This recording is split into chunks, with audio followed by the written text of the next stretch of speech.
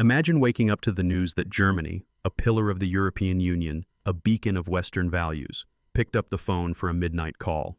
But not to Washington, not even to Paris or London. Instead, Chancellor Merz dialed Beijing, urging China's President Xi Jinping to help end the war in Ukraine. Why would Germany, custodian of Europe's economic engine and moral compass, suddenly reach out to China, a rival superpower and Russia's closest partner? What does this mean for the very fabric of global order, of money, power, and opportunity? And most importantly, what could this bold diplomatic maneuver cost or win for Germany, for Europe, and for the future of peace? Today, we're diving deep into a story at the crossroads of economics, geopolitics, and raw national anxiety, a story where the next chapter of Europe's fate might be drafted in Mandarin, not German, French, or English. Let's rewind. The war in Ukraine has held Europe hostage for more than 3 years. It's not just a distant military quagmire, it's a crisis pumping shockwaves through every sector of European life. Fuel prices, manufacturing supply chains, defense budgets, and even the digital currency markets flicker with the war's aftershocks. When Russia invaded Ukraine, Europe rallied with solidarity. Sanctions packages hit Russian banks and oligarchs, supply chains were upended, and Europe sprinted to untangle itself from Russian gas. Yet, as the months dragged on, problems mounted. Germany, long the continent's industrial powerhouse, found itself at the heart of the storm. The numbers alone are sobering. In 2025, Germany's economy is projected to shrink by up to 0.3%, a figure that would have seemed unthinkable in its post-war heyday. Manufacturing, once Germany's pride, is staggering under the weight of energy costs, while IT networks face a tidal wave of cyber attacks. In just 1 year, cyber offensives targeting German infrastructure surged by 40%. Meanwhile, over 6 million Ukrainian refugees are registered around the world, with Germany home to a significant share. Social services strain, anxiety rises in every boardroom and kitchen alike. But perhaps the most jarring dilemma is that Germany's tools to influence the war, diplomacy, sanctions, arms deliveries, seem to be running out of steam. 72% of EU citizens still back sanctions on Russia, but there's a growing sense of fatigue. As the conflict drags on, the question is in the air: what if Europe can't end this war alone? That was the setting when Chancellor Merz made the call that shocked the world. He didn't lecture Xi Jinping about human rights or democracy. He didn't rehash old grievances. Instead, he put the cards on the table. The security of Germany, of Europe itself, was being threatened, and China, whether Europe liked it or not, was central to shaping whatever future came next. Thorsten Benner, director of the Global Public Policy Institute in Berlin, summed up the zeitgeist. Germany's outreach to China shows a shift to pragmatic, values-neutral foreign policy. It's about survival, not symbolism. This isn't just an abstract chess move. China-Russia trade has soared by more than 30% in early 2025. Beijing is Moscow's economic and technological backstop, and Germany, watching its own economy wobble, knows it. If there's any player on the planet with leverage over Vladimir Putin, it's Xi Jinping. Yet inviting China into the peace process is a breathtaking risk. On one hand, it acknowledges starkly Europe needs outside help. On the other, it exposes the EU's dependence on authoritarian regimes for its prosperity, and perhaps for its peace. To understand why Merz took this leap, we need to dig deep into Germany's post-war journey, a nation that rebuilt itself from ruins into Europe's indispensable economy, fueling the continent with cars, chemicals, and cash. For decades, Germany thrived by threading a fine line between East and West. It grew rich off Russian gas and Chinese demand, while anchoring the Western alliance. But the war in Ukraine shattered the old formula. Suddenly, energy security trumped green ideals. Rhetoric about values clashed with brutal economic imperatives. Factories facing ruin, exporters watching costs spike. For the first time in generations, German leaders felt real vulnerability. In this crisis, Merz's phone call was more than a diplomatic gesture, it was an SOS.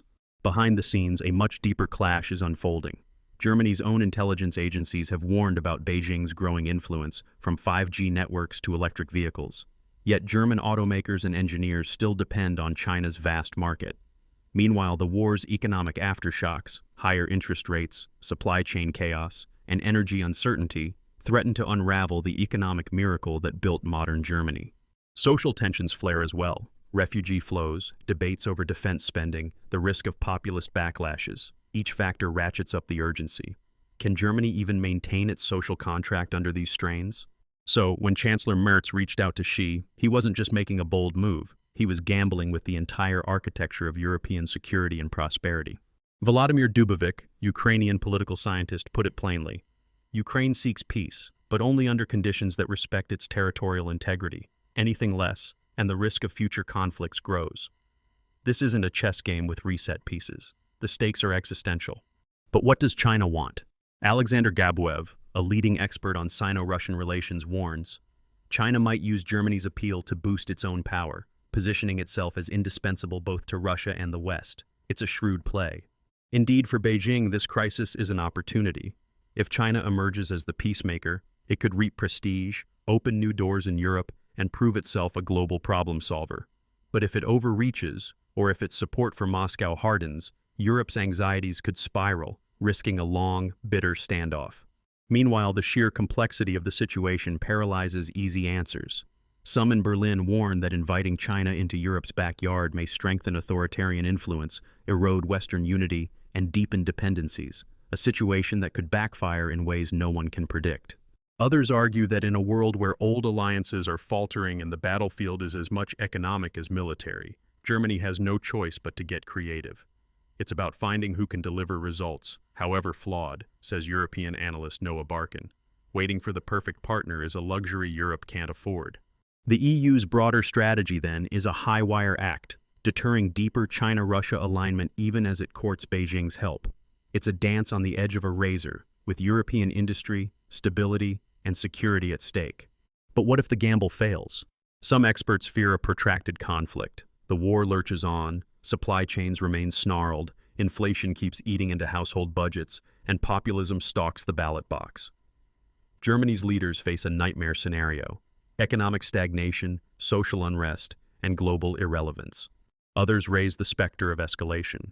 If China and Russia deepen their alliance, or if the war spreads, could Germany be drawn into a broader confrontation? Does this phone call mark the start of a new era, or the unraveling of the old? The answers, for now, are shrouded in uncertainty. But one thing is clear. By inviting China to the table, Germany has placed a high-stakes bet on the future, for itself, for Europe, and for the world. As the world waits for Beijing's next move, the uneasy question lingers.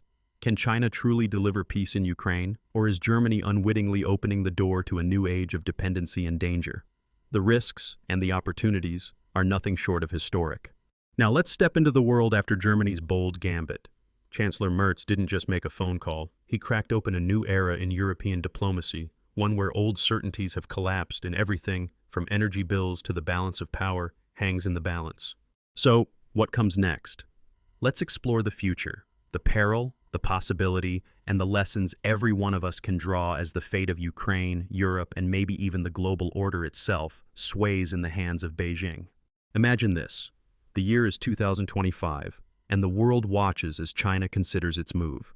There are 3 doors, and each leads to a dramatically different future for Europe, and for all of us who live in an interconnected, hyper-tense world. The first and most optimistic door, China emerges as a true peacemaker. Behind closed doors, President Xi uses his new leverage over the Kremlin, quietly nudging Putin towards an uncomfortable ceasefire. After months of bloodshed, a fragile truce emerges, brokered in Beijing, the new stage for global diplomacy. The cameras flash as Chinese and EU officials shake hands while exhausted Ukrainian representatives blink in disbelief. Europe breathes a collective sigh of relief. If this happens, the world would witness a historic shift.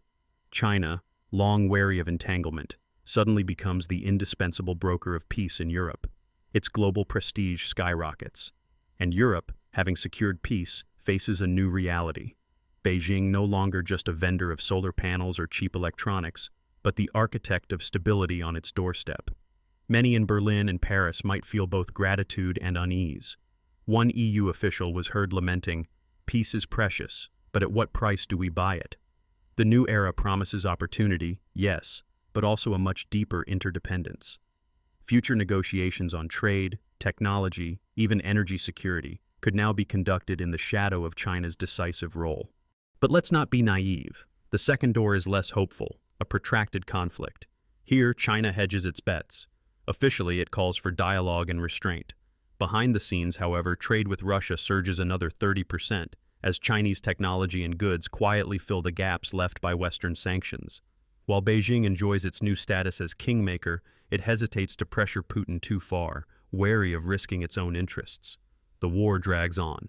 For Europe, this means more of the same: sky-high energy prices, shuttered factories, and a growing wave of Ukrainian refugees.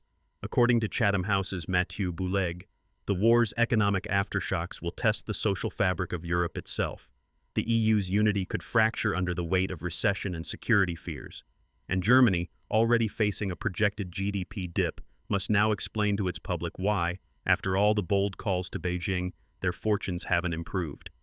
Disappointment festers, the old alliances fray. And then, the third, darkest door: escalation.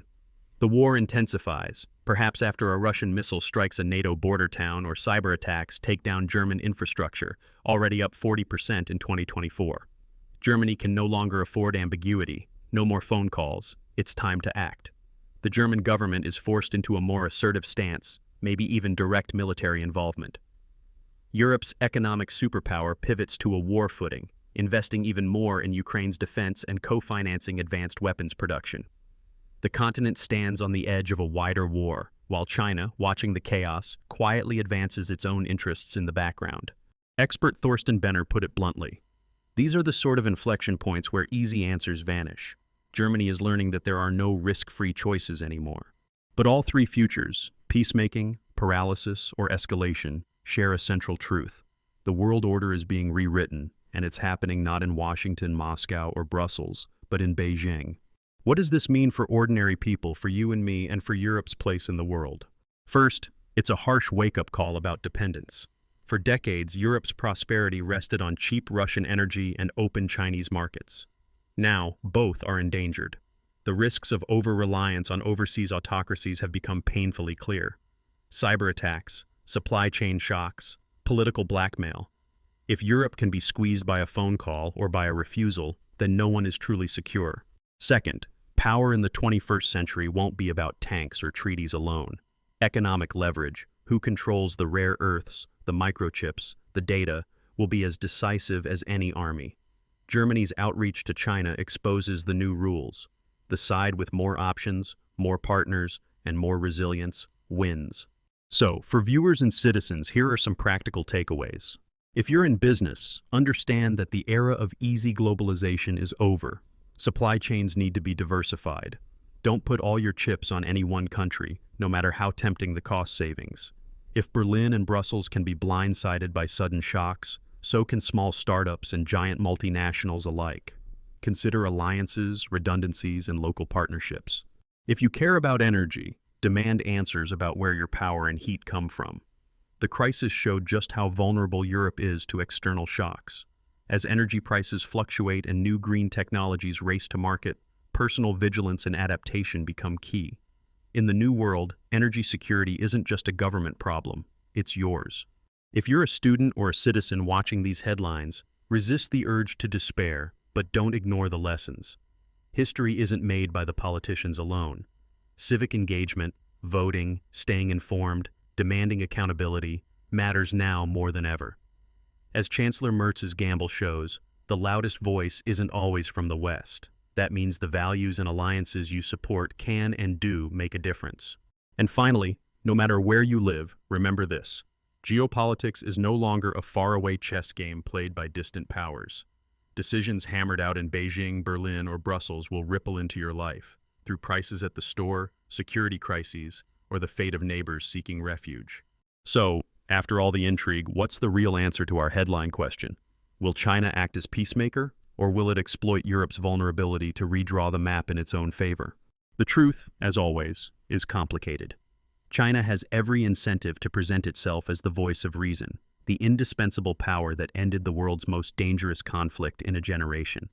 That's the image Xi Jinping wants to project. But history teaches us that great powers rarely act out of pure altruism. As Alexander Gabuev of Carnegie points out, every diplomatic breakthrough comes with a bill attached. Europe must ask, what will Beijing want in return? In the best-case scenario, China's mediation opens a window to peace. But the price may be subtle: deeper economic dependence, the quiet acceptance of China's growing influence, and a harder time standing up to Beijing in future crises. In the worst case, Europe's gamble leaves it exposed, economically and strategically, while China walks away stronger, admired by some, resented by others, and ever more central to the world's biggest decisions. Here's the secret fact most headlines won't tell you. For the first time since the end of the Cold War, Europe's future is being shaped not by its own unity or by transatlantic allies, but by a country whose core interests and values are profoundly different. Chancellor Merz's phone call was more than a plea for help. It was an admission that power, influence, and security are up for grabs in the 21st century. And no one, not even Germany, is immune from the consequences. So as the cameras move on, as politicians posture and diplomats haggle, remember, the choices made now, in distant capitals and in everyday lives, will decide whether Europe enters a new era of stability or slides deeper into dependency and division. If you found this analysis valuable, don't forget to subscribe and ring the bell. Stay tuned for our next deep dive, where we'll explore how tech rivalry and security concerns could upend global markets even more. Leave your thoughts in the comments. Should Europe trust China?